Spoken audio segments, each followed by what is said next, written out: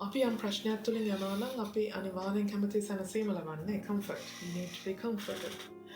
නමුත් සැනසීම අපි ලබන්නේ කොහොමද? සැනසීම මෙහෙම කරද්දී ලැබෙන්නේ නැහැ නේ. සැනසීම ලැබෙන්නේ අපි ඉවසුවොත්. Through patience we receive comfort. Right? නමුත් ඉවසන්නේ නැතුව අපි සැනසීම හොයන්න ගියොත් එතන ප්‍රශ්නේ උග්‍ර වෙනවා මිසක් නේ ප්‍රශ්نين අපි කවමදාකවත් සැනසීම ලැබෙන්නේ නැහැ. Right? ප්‍රශ්නේ මල්ටිප්ලයි වෙනවා විතරයි. ප්‍රශ්නේ වර්ධනය වෙනවා විතරයි. නේ නිසා පවුල්තුමා මෙතන 6 වෙනි පදයේදී හොඳට පැහැදිලි කරලා කතා කරා එකිනෙකා ඉවසීමෙන් එකිනෙකා ගැන බලාගෙන එකිනෙකා තුළ එක්සිට්කමින් එකිනෙකා තුළ සමාදානයෙන් ජීවත් වෙද්දී එකිනෙකා ඉවසන්න අපි පුරුදු වෙද්දී තමයි අපිට සැනසීම ලැබෙන්නේ. නැතුව මට අරයාව ඉවසන්නේ මම මෙයාව උස්සන්නේ ඉවසන්නේ මෙහෙම ඉවසුවේ නැත්නම් මම හැමදාම ඉන්න වියවුල්කමක් තුළ මම හැමදාම ඉන්නේ කැළඹීමක් තුළ. නමුත් අපි එකිනෙකා ගැන ඉවසුවොත් අපිට සැනසීම අනිවාර්යෙන්ම ලැබෙනවා. right? ඒ වගේම 7 වෙනි පදයේ පවුල්තුමා දැන් මෙතන කතා කරනවා එහින් දෙවියන් වහන්සේගේ ගෞරවය පිණිස ක්‍රිස්තුස් වහන්සේ නුඹලා පිළිගත් ලෙසම නුඹලාත් එකිනෙකා පිළිගන්න. එහින් දෙවියන් වහන්සේගේ ගෞරවය පිණිස. ඇයි අපි එක එක්කෙනා පිළිගන්න අවශ්‍ය? කාගේ ගෞරවය පිණිස? දෙවියන් වහන්සේගේ ගෞරවය පිණිස. හලලූයා. ක්‍රිස්තුස් වහන්සේ නුඹලා පිළිගත්තා වාගේ. දැන් ක්‍රිස්තුස් වහන්සේ අපිව පිළිගත්තේ මොන වෙලාවෙදිද? ජේසුස් ක්‍රිස්තුස් වහන්සේ කුරුසිය පූජා වුණේ අනේ ස්වාමීනි අපිට සමාව වෙන්න අපි වැරදි කරා කියලා අපි හැමෝම කියපු නිසාද? නෑ. අපි උන්වහන්සේට පවා වරද තබද්දී උන්වහන්සේ කිසිම වරදක් නොකොට නිර්දෝෂව සිටි දෙවියන් ජේසුස් ක්‍රිස්තුස් වහන්සේ ඒ ශුද්ධව ජීවත් වුණු ජේසුස් වහන්සේ අපිට ඉගැන්නුවා හැමෝටම උගන්වුවා හැමෝටම දෙවියන් වහන්සේ ගැන කියලා දුන්නා හැමෝටම දෙවියන් වහන්සේට ලං වෙන්න විදිය ආකාරය ගැන කියලා දුන්නා. නමුත් එහෙම කරලා තියෙද්දි උන්වහන්සේටම ගල් ගැහුවා උන්වහන්සේටම නිନ୍ଦා අපහාස කරා උන්වහන්සේම කුරුසිය යන ගහන තත්ත්වයට පත් කරා. එදා උන්වහන්සේට තිබුණා නම් ගෙත්සෙමනේදී දාලා යන්න. ඒ හැමෝටම නිඳ ගිහින් හිටියේනේ. ගෝලේ ඔක්කොමලම නිදාගෙන හිටියේ. ජේසුස් වහන්සේ මොකද කිව්වේ අන්තිමට? දෙවියන් වහන්සේට කතා කරලා කිව්වා ස්වාමීනි ඔබට හැකිනම් මේ කුසලානේ මාගෙන් පහ කළම වෙනවා. නේ මේ කුසලානේ පහ කරා. ඒ කිව්වේ මම කුරුස පූජාව මට කරන්න බෑ. මගේ ඇඟේ ශක්තියෙන් මගේ ආත්මය කැමති නමුත් මගේ මාංශය දුර්වලයි. දැන් එදා ඒ අකමැති වුණ මොහොතේ එදා ඒ තරම් කියන්නේ කොච්චර ડિප්‍රෙෂන් කොච්චර මානසික ආතතියක් ජේසුස් වහන්සේට ආවද කියනවනේ. ජේසුස් වහන්සේගේ දාඩිය නෙමෙයිලු නල්ලෙන් වැටෙන්නේ මොනවාද? ලේ බින්දු. නේ ලේ බින්දු වැටෙනවා කියන. එතකොට එදා ඒ වෙලාවේ අනිත් අය මොකද කරගෙන හිටියේ? ගෝලේ ඔක්කොමලම ඇහැරලා ඉන්න කිව්වත් ගෝලේ ඔක්කොම නිතිනේ. ඒ වෙලාව ජේසුස් වහන්සේට තිබ්බා නිහඬව හිමීට ගෙත්සමනෙන් පැනලා යන්න වෙන කොහේ නගරයකට. උන්වහන්සේ ගියාද නැහැ? ගියේ නැහැ. ඊට පස්සේ හේරොද්ද කතා කරද්දී පවා පිලාත් පවා මට මොහු තුළ කිසි වරදක් පේන්නේ නැහැ කියපු වෙලාවේ ජේසුස් වහන්සේට තිබුණා ඒ වෙලාවේ ගැලවිලා යන්න. හැමෝම වරද තබද්දී උන්වහන්සේට එක වචනයක් කියන්න තිබ්බා. උන්වහන්සේ නිහඬ වෙන්නේ නැතුව උන්වහන්සේ එක වචනයක් හරි කතා කරා නම් එවලේ හේරොද් පවා එවලේ පිලාත් පවා සමහරට එදා කායපස් පවා ජේසුස් වහන්සේව නිදහස් කරලා අරින්න තිබ්බා. ජේසුස් වහන්සේ එදා ගෙත්සෙමනෙන් පැනලා ගියා නම් ජේසුස් වහන්සේ එදා කායපස් පිලාත් හේරොද් ඒ තුන්දෙනා වෙතින්ම ජේසුස් වහන්සේ කතා කරලා තමන්ගේ නිර්දෝෂීභාවය ඔප්පු කරලා ජේසුස් වහන්සේ එතනින් ගැලවිලා යන්න උත්සාහ කරා නම් අද දවසේ අපිට ගැලවීමක් නැහැ. අද දවසේ අපිට මිදීමක් නැහැ. අද දවසේ අපිට ස්වර්ගයක් නැහැ. ආමෙන්. හලලූයා. ඒතර උන්වහන්සේ කොහොමද අපි පිළිගත්තේ? අපි උන්වහන්සේ එපා කියද්දී උන්වහන්සේත් අපි පිළිගත්තා. අපි උන්වහන්සේට ගල් ගහද්දී උන්වහන්සේට කසපහර ගහද්දී උන්වහන්සේ අපි පිළිගත්තා. කාගේ ගෞරවය පිණිසද? දෙවියන් වහන්සේගේ ගෞරවය පිණිස. හලලූයා. අද දවසේ අපි එකිනෙකාව පිළිගන්නේ ඇයි? අපිට ආදරය කරන කෙනාව විතරද අපි පිළිගන්නේ? අපිට හොඳින් කතා කරන කෙනා විතරද? අපිට ගල් ගහන කෙනා, අපිට නිନ୍ଦා අපහාස කරන කෙනා, අපිට වරද තබන කෙනාව පවා එදා ජේසුස් වහන්සේට වාගේ. ඒක ජේසුස් වහන්සේ පිළිගත් ලෙසම නේ. එදා ජේසුස් වහන්සේට විදිහටම ගල් ගැහුවත් නිନ୍ଦා අපහාස කරත් මොන විදිහට අපිට විරුද්ධව ක්‍රියා කරත් ඒ කෙනාව දෙවියන් වහන්සේගේ ගෞරවය දෙසා අපිට පිළිගන්නයි කියලායි තමා ස්වාමීන් වහන්සේ මේ පෞල්තුමාතුලින් කතා කරන්නේ. ආමේන්. මෙතනින් කාටද ගෞරවය යන්නේ? දෙවියන් වහන්සේටයි. හලලුයා. මම හැමදාම කියනවා වගේ පෞල්තුමා නිරන්තරයෙන් අපිට මොකද්ද කිව්වේ? අපේ අලුත් ජීවිතේදී අපි අන්‍යාකාරයත්ව වෙයල්ලයි කිව්වේ. නේ? සමාජයේ සනක ලෝකයේ සනක මොකද කරන්නේ? එයාට ප්‍රේම කරන අයට, එයාට හොඳයි කියන අයට, එයාට උසස් තැන් දෙන කට්ටියට විතරයි ඒ ආදරය කරන්නේ. ඒ එක තමයි ගැවසෙන්නේ. ඒක තමයි ලෝක ස්වභාවය. ඒතකොට ඒගොල්ලෝ කැමති නෑ ඒගොල්ලෝ නින්දාපාස කරන අය, එයාට ගල් ගහන කට්ටියට, එයාට විරුද්ධව කතා කරන කිසිම කෙනෙක් එක්ක එයා ආශ්‍රය කරන්නේ නෑ. එයාට ප්‍රේම කරන්නේ නෑ. නමුත් පෞල්තුමා කියන්නේ මොකද්ද? නුඹලා අන්‍යාකාරයත්ව වෙයල්ලා ලෝකයට සමාන නොවේ.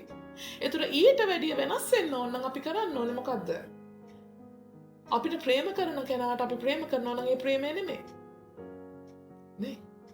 අපිට ප්‍රේම කරනවා වෙන්න පුළුවන්, නින්දාපාස කරනවා වෙන්න පුළුවන්, ගල් ගහනවා වෙන්න පුළුවන්. අපිට මොන දේ කරත් අපි ඒ අය අපිට කොයිතරම් සතුටුකම් කරත් ඒ අය විශේෂයෙන් අපිට ප්‍රේමෙන් දරා ගන්න පුළුවන් නම් ඒක තමයි දෙවියන් වහන්සේට ගෞරවයක් වෙන්නේ. එතන තමයි අප තුළ ඉවසීම වර්ධනය වෙන්නේ. ඒ ඉවසීම තුළ පමණයි ස්වාමීන් වහන්සේගේ සැනසීම අපට ලබා දෙන්න හැකියාවත්තේ. මක් නිසාද ක්‍රිස්තුස් වහන්සේ 8 වෙනි පදේ 8 මක් නිසාද ක්‍රිස්තුස් වහන්සේ දෙවියන් වහන්සේගේ සත්‍යතාව උදෙසා චර්මච්ඡේදයේ මෙහෙකරුවෙක් වූසේකයි කියමි.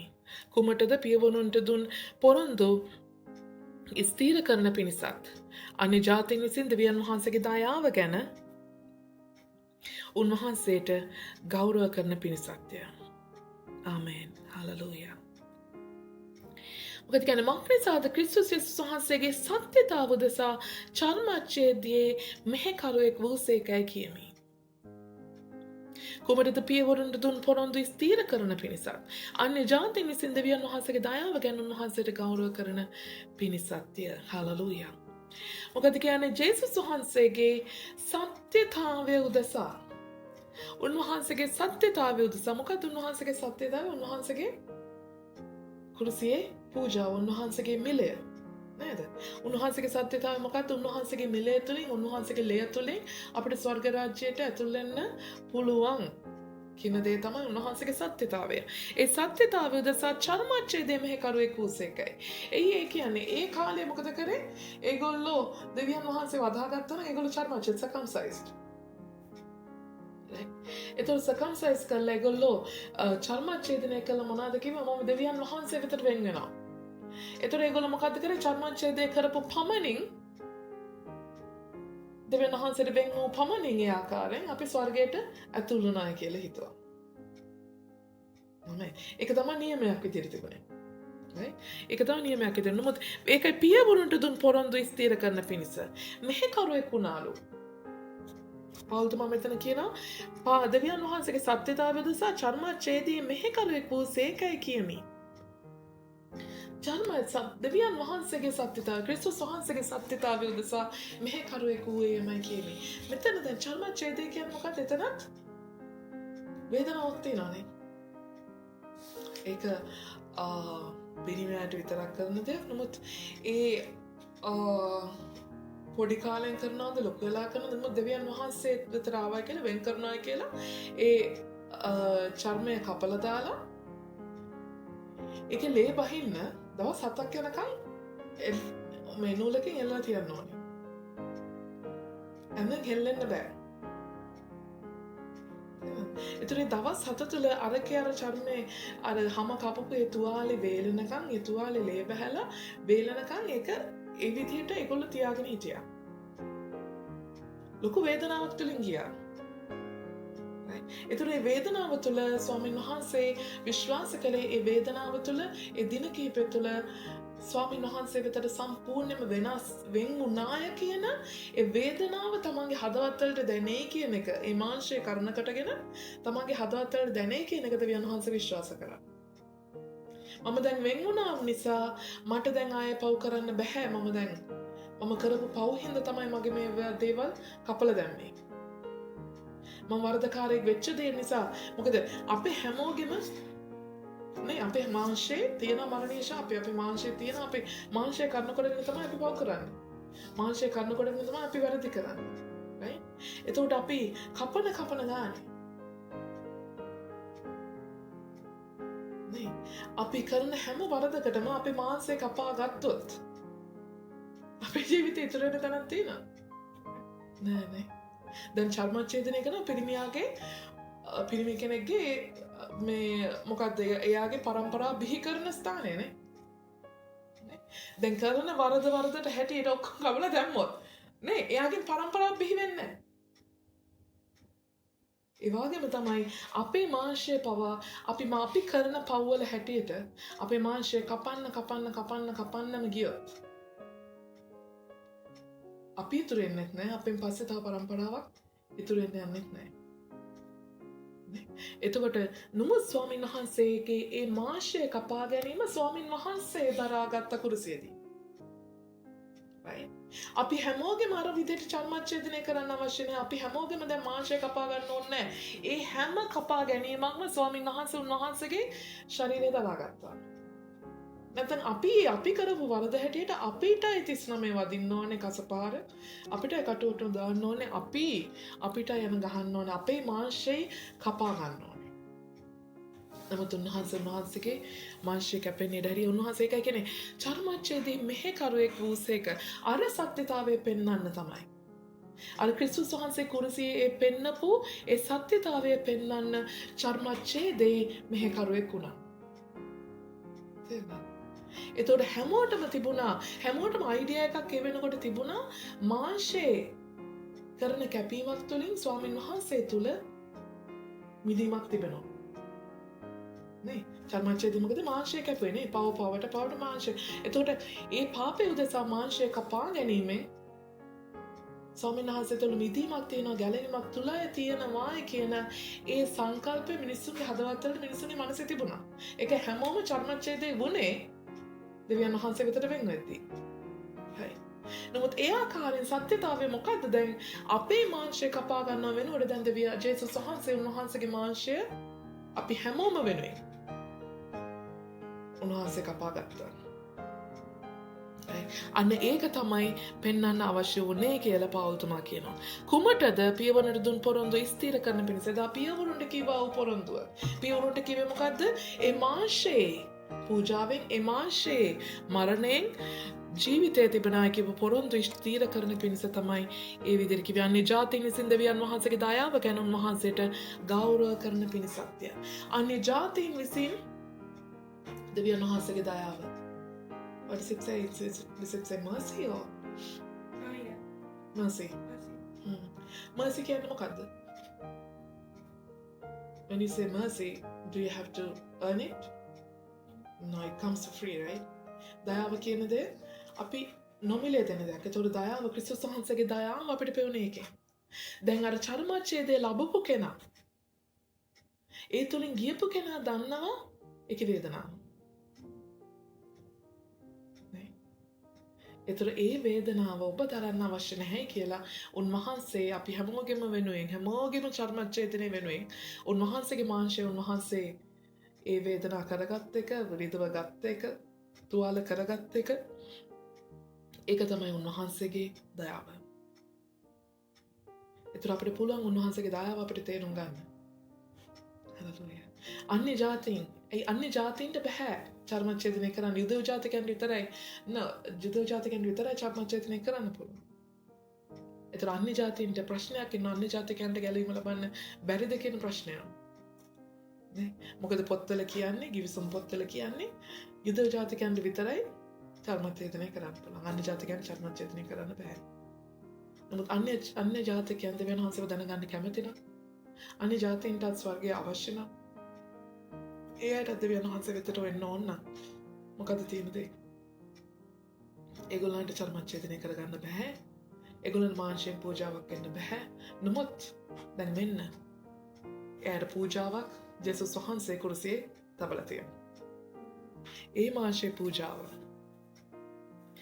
මාංශයේ පූජාව අන්‍ය ජාතීන්ට දෙවියන් වහන්සේගේ දයාවක් වෙන උන්වහන්සේගේ ඒ උන්වහන්සේට ගෞරවය කරන පිණිසත්ය. එබැවින් අන්‍ය ජාතීන් අතරේ ඔබ වර්ණනා කරන්නේ මෙගෙන අපි එදා කතා කරා වගේ. ඒ නිසා අන්‍ය ජාතීන් අතරේ ඔබ වර්ණනා කරන්නේ. අන්‍ය ජාතීන් අතරේ ඔබ වර්ණනා කරන්නේ. හල්ලුයා. ඒ කියන්නේ අපි එක එක්කෙනා දැන් ගැලවීම ලබලා අපි අන්‍ය ජාතීන් අතර ජීවත් වෙන කොටාශයක්. නේ?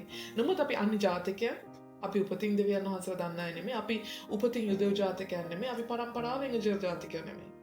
නේ? නමුත් අපි අන්‍ය ජාතීන්ගේ ගණනට අහුවෙච්ච සෙනගක්. නමුත් දැන් අපි දෙවියන් වහන්සේව දැනගෙන ඉන්න කොටසක්. ඒ නිසා දෙවියන් වහන්සේ මොකද්ද කියන්නේ? මම අන්‍ය ජාතීන් අතරේ මම නුඹව වර්ණනා කරන්නේ. හල්ලුයා. අපි සාමාන්‍යයෙන් වර්ණනා කරන්නේ දෙවියන් වහන්සේව. අපි ප්‍රශංසා කරන්නේ දෙවියන් වහන්සේව. මුදවියන් වහන්සේගේ නම අන්‍ය ජාතීන් අතරේ නුඹලා වර්ණනා කරන්නේ. ඒ ඔබගේ නාමයට ගීතිකා කියන්නේ මේ ලියා තිබේ. හල්ලුයා. අන්‍ය ජාතීන් අතරේ වර්ණනා කරද්දී අන්‍ය ජාතීන් අතරේ ගීතිකා කියද්දී එතනදී මොකක්ද වෙන්නේ? ස්වාමීන් වහන්සේ තුලින් අපේ ජීවිතවල වෙනසක් හැමෝටම පේන්නේ. අපේ ජීවිතවලින් වෙනසක් හැමෝටම පේන්නේ නැහැ. එතකොට මොකක්ද වෙන්නේ? එයාට තේරෙනවා ඒ අය ස්වාමීන් වහන්සේ වෙතට වඩා ඉස්සෙල්ලාම ඇදගනු ලැබෙන්නේ අපි වෙතටයි.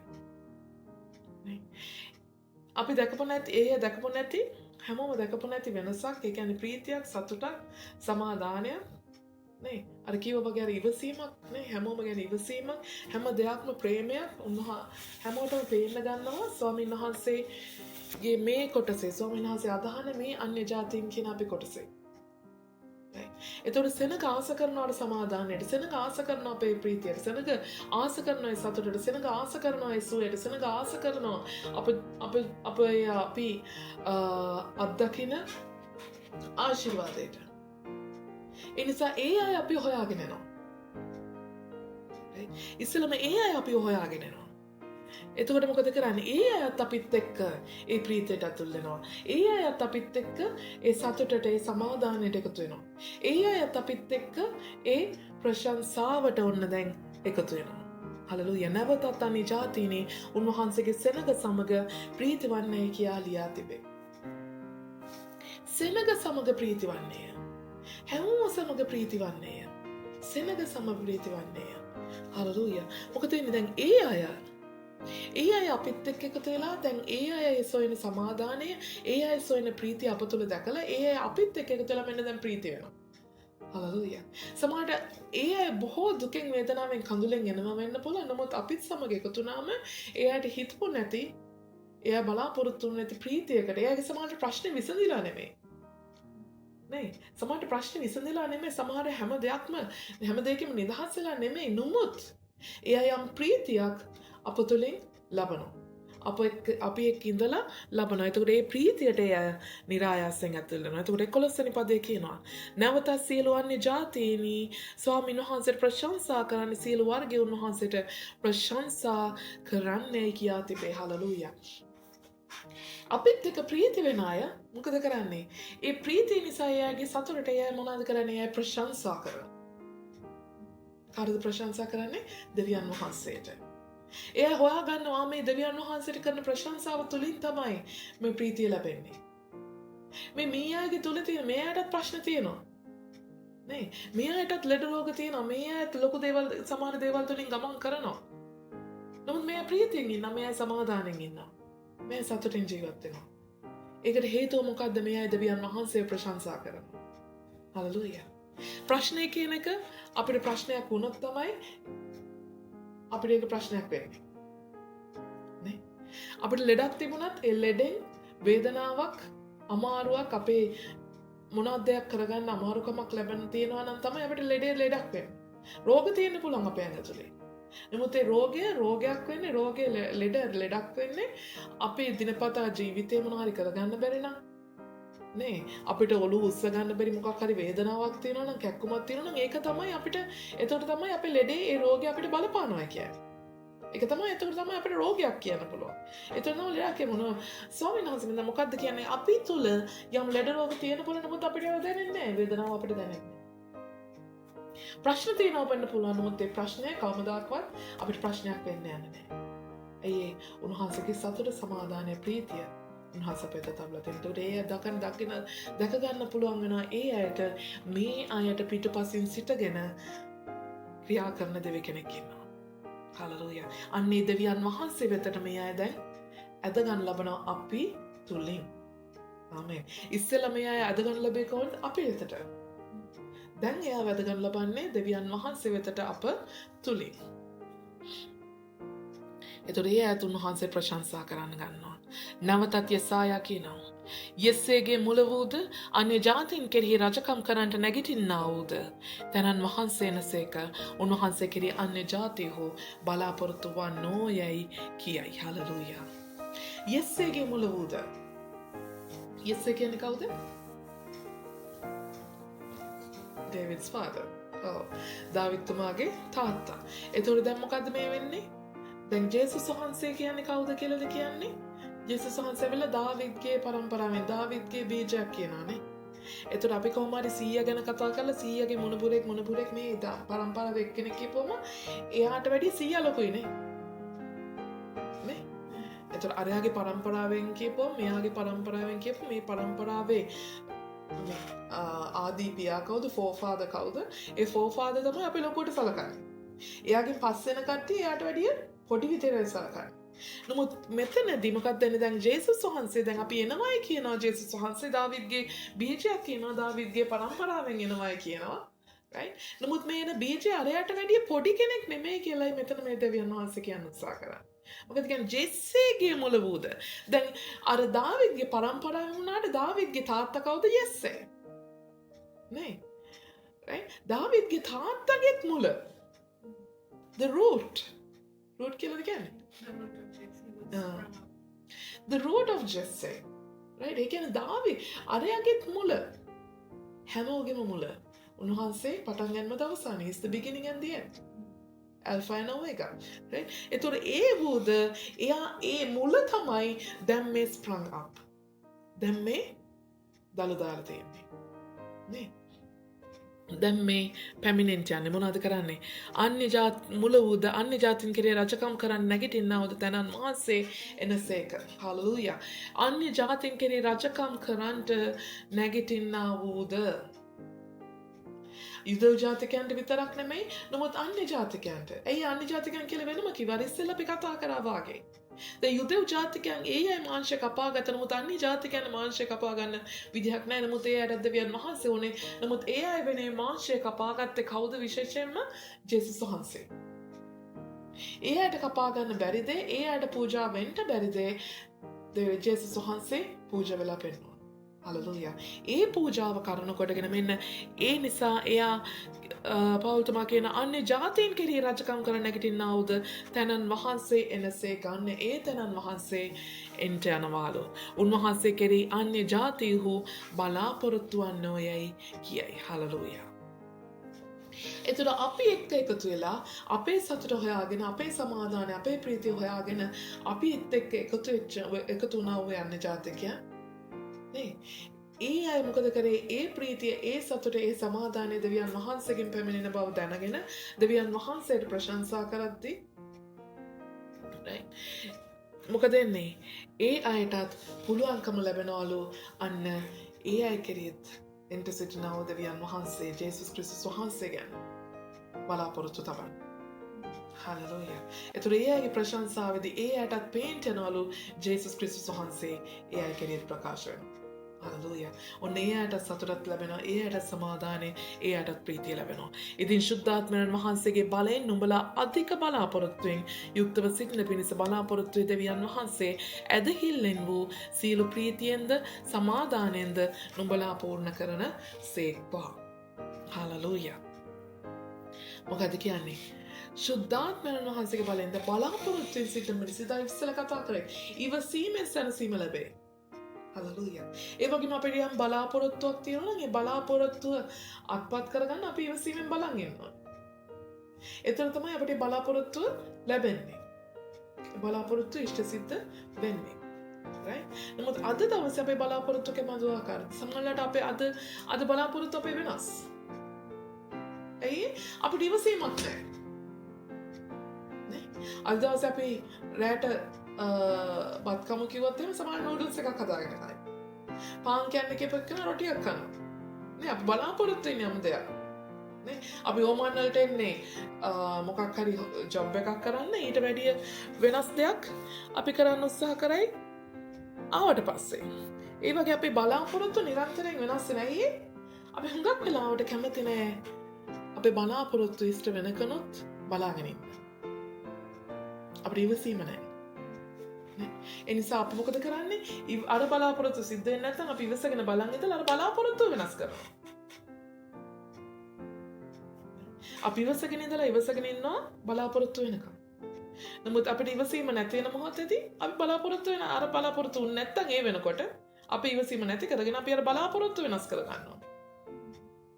right? නමුත් ඒක නෙමෙයි කියන්නේ අපි බලාපොරොත්තු වෙනවා නම් ඒ බලාපොරොත්තුව කියන එකේ තේරුම හුඟක් වෙනස්. When you say hope, right? Yeah. So usually you don't say hopes. නේ hope කියන එක හුඟක් වෙලාවට සිංගියුලර් පදයක්. ඒක වචනයක්. ඒක බහුවචන වෙන්නේ නැහැ කවමදාකවත්. right? එතකොට hope කියද්දි ඒක වචනය නම් එතකොට ඒක කවමදාකවත් වෙනස් වෙන්න විදියක් නැහැ. නේ ඒක 2 3 4 5ක් එන්න විදියක් වෙන්නේ නැහැ. එතන හෝප් කියපම මයික වගේ බලාපොරොත්තු කියමම සිංහලෙනුත් පොරොත්තු වෙනවා කියන්නේ අපි හරි කුරුම්මල ගෙදරක් බලලා අපි ඒ ගෙදර පොරොත්තු වෙනවා. ඒ කියන්නේ ගෙදර අපි වාසස්ථානයක් කරගන්නවා. බෝඩින් වෙනවට නෙමෙයි. බෝඩින් වෙනවා නම් මොකද කියන්නේ? එතකොට අපි ඒ බෝඩ් වල හිටියම අපි අහනවා ආගොල්ලන් ගෙදර කොහෙද? ඒ කියන්නේ අපිට තව ගෙදරක් තියෙනවා.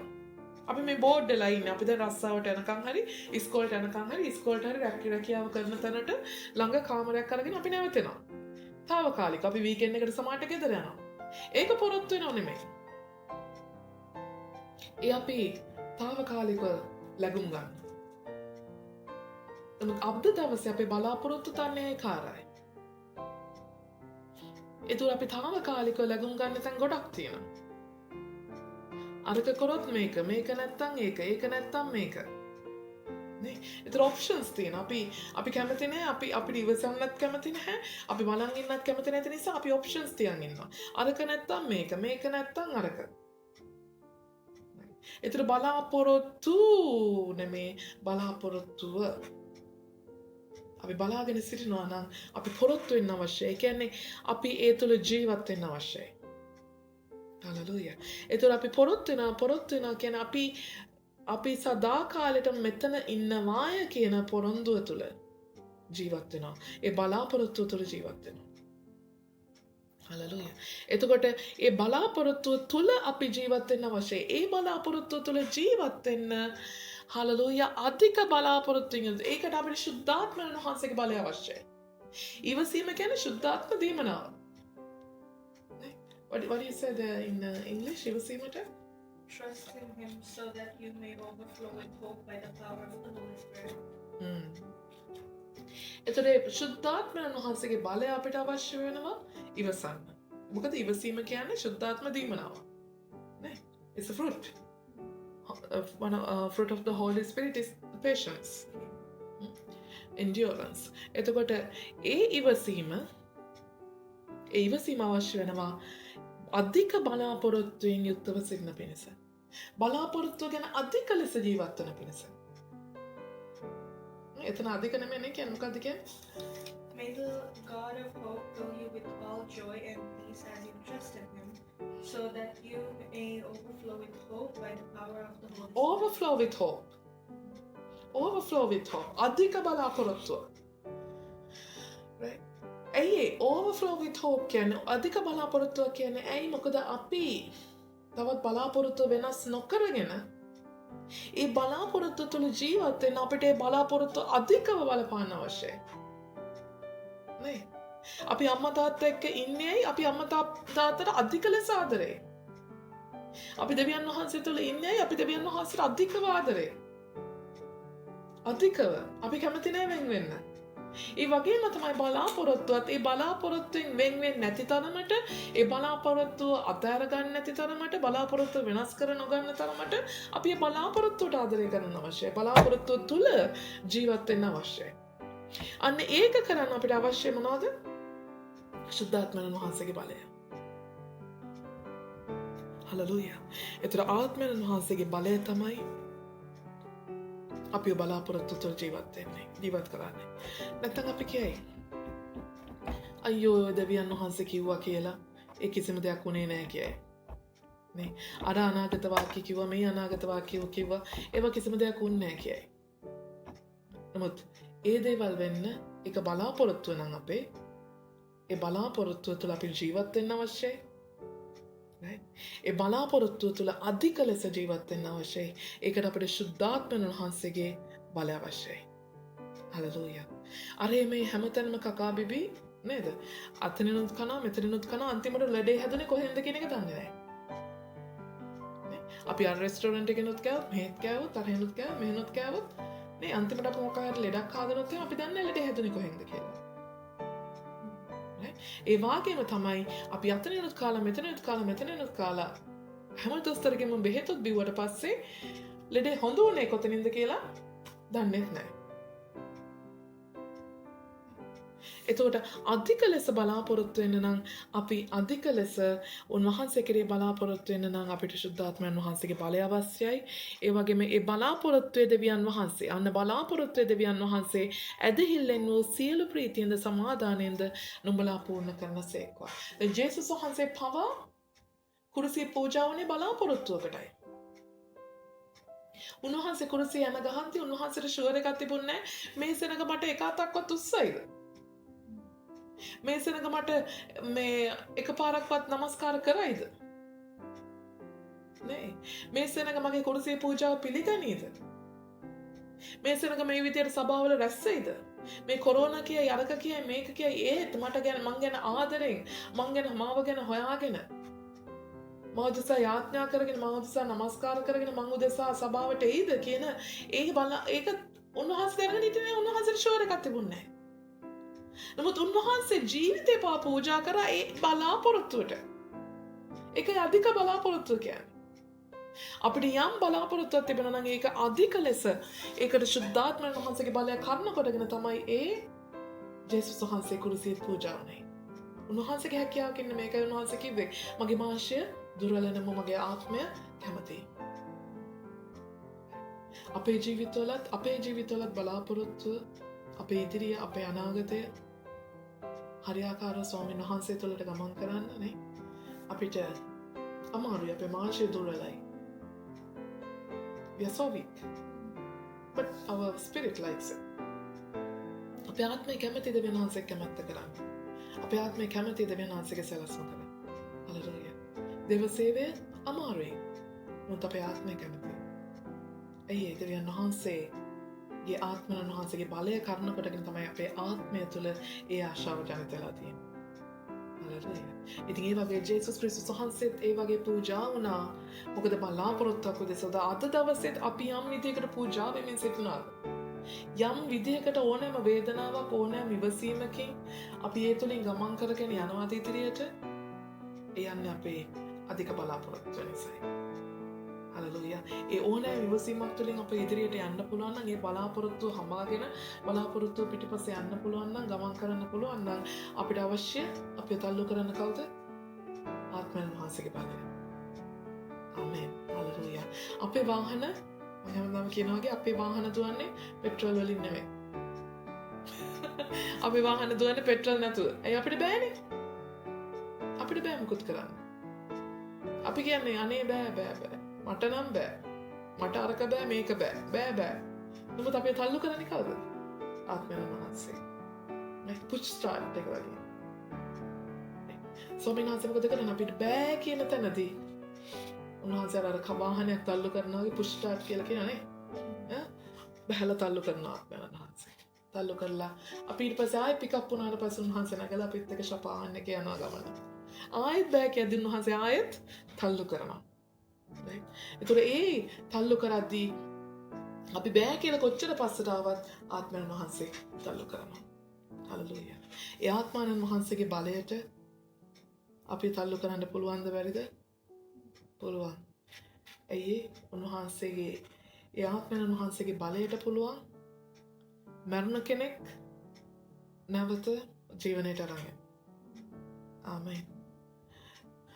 Death, නේ, resurrection. Resurrection power එක තියෙන ආත්මයන් වහන්සේට. Hallelujah. ඒතර බෑ කියන මාව ඉස්සරහට යවන්න ආත්මයන් වහන්සේට බැරිද? පුළුවන්. ඒක පුංචි දෙයක්. මම මැරිලා නැහැ තාම. මම මැරුණත් මාව නැගිටවන්න පුළුවන් නම් ආත්මයන් වහන්සේට. මැරුණ මාව නැගිටවන්න පුළුවන් ආත්මයන් වහන්සේ. මම පසුබෑමට ලක් වෙලා ඉද්දී, මම කඩා වැටිලා ඉද්දී, මම වැටිලා ඉද්දී මාව නැගිටවන්න බැරි කමක් තියෙනවද? නැහැ. ඒ නිසා උන්වහන්සේ දන්නවා බලාපොරොත්තු තුළ අපිව ජීවත් කරවන්න. හලෙලූයා. අපිට තිබෙන උන්වහන්සේට ඉඩ දෙන්න විතරයි. උන්වහන්සේට කියන්න විතරයි ස්වාමීනි මාව තල්ලු කරන්න. ස්වාමීනි මාව ඉදිරියට තල්ලු කරන්න. හලෙලූයා. ඒ නිසා බලාපොරොත්තු දෙවියන් වහන්සේගේ ඇදහිල්ලෙන් වූ සීල ප්‍රීතියෙන් සමානෙන් සමාදානෙන් දරමුලා පූර්ණ කරනසේක්වා. ඒ බලාපොරොත්තු තුළ වෙතර ආත්මයන් වහන්සේ අපව තල්ලු කරගෙන යද්දී අපිට ඒ දෙවියන් වහන්සේ තුළ ඇදහිල්ල තුලින් වූ ඒ ප්‍රීතියක් සමාදානයක් අපිට ලැබෙන්න. හලෙලූයා. එතකොට මොන දේ වුණත් මම ඉදිරියට යනවා. උන්වහන්සේ මා සමගයි. හලෙලූයා. ඒ ප්‍රීතිය මට තිබෙනවා, ඒ සමාදානය මට තිබෙනවා. හැම දෙයක්ම නිරාකරණය වෙලා නෙමෙයි. හලෙලූයා. අපිට කවමදාකවත් ප්‍රශ්න හැම ප්‍රශ්නයක්ම විසඳුනාට පස්සේ නෙමෙයි අපිට ප්‍රීතිය ලැබෙන්නේ. ඕනේ විපත්තියක් ඉවර වුණාම නෙමෙයි සමාදානය ලැබෙන්නේ. හලෙලූයා. මොන ප්‍රශ්න තිබුණත්, මොන විපත්ති තිබුණත් අපි ස්වාමීන් වහන්සේ හැකියාව දී තිබෙනවා ප්‍රීතියෙන් ඉන්න, සමාදානයෙන් ඉන්න. ආමෙන්. එයයි ප්‍රීතිය, එයයි ස්වාමීන් වහන්සේගේ සමාදානය. හලෙලූයා. ඒ නිසා ඒ සමාදානය, ඒ ප්‍රීතිය අපව සම්පූර්ණ කරන්නට යනවා උන්වහන්සේගේ ඇදහිල්ල තුළ. මොකද ඒ ඇදහිල්ල අවශ්‍ය වෙනවා බලාපොරොත්තුවට අපිව ළඟා කරවන්න. උන්වහන්සේගේ සතුටත්, සමාදානයත්, ප්‍රීතියත් අපේ ජීවිත සම්පූර්ණ කරන්න යනවා දෙවියන් වහන්සේ තුළ. ආමේන්. හොඳයි අපි අවසන් කරමු මේ ආකාරයෙන්. හලෙලූයා. මගේ ජීවමාන ජේසුනේ, මගේ රජුන් වහන්සේ අද නිරාහාර දවසේ ඔබ වහන්සේගේ ශුද්ධාත්මකත්වයේ ඔබ වහන්සේ වෙත ස්වාමීන් වහන්සේ සමග මේ වචනේ කතා කරන්නට, ඔබ වහන්සේ තුළ ප්‍රීතිය සමාදානය උපදවා ගන්නට, ඒ කුරුසී පූජාව තුළින් උන්වහන්සේ ලැබුවා වූ බලය ගැන, උන්වහන්සේ ලැබුවා වූ බලාපොරොත්තුව ගැන අපට වටහා ගන්නට ඔබ වහන්සේ දුන්නු කරුණාව නිසා ස්තුතියි ස්වාමී. මගේ ජීවමාන ජේසුනේ ඔබ වහන්සේ තව දුරටත් ඔබ වහන්සේගේ ආශිර්වාදය අප තුළ තබමින්, ඔබ වහන්සේගේ අනුග්‍රහය අප තුළ තබමින් ස්වාමිනී. ඒ කුරුසී පූජාව වුණා වූ ජේසුස් ක්‍රිස්තුස් වහන්සේ අපි උන්වහන්සේව කොතරම් ප්‍රතික්ෂේප කරත් අපිව පිළිගත්තා වාගේ අපිටත් අපි එකිනෙකා ගැන ඉවසගෙන දෙවියන් වහන්සේගේ ගෞරවය දෙසා අපි එකිනෙකා පිළිගන්නට උන්වහන්සේ අපට උපකාර කරනසේක්වා. අපට උපකාර කරනසේක්වා.